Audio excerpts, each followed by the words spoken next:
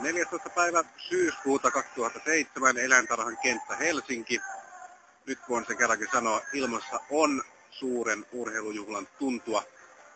Alkamassa on kehitysvammaisten syyskisat tänä vuonna. Vuorossa ovat pääkaupunkiseudun koululaiset eli peruskouluikäiset ala- ja yläasteikäiset nuoret kisaavat eri yleisurheilulajeissa. Lähdemme seuraamaan päivän tapahtumia. Onks kiva lähteä kisoihin? Mitä?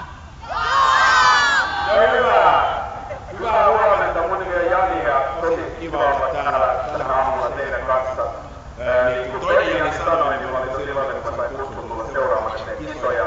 Ja on kuullut, että näillä kisoilla on monivuotiset perinteet, näitä kisoja on 15 vuotta. Aivan loistavaa, sitten me lähdetään hyppaamaan, eikö niin?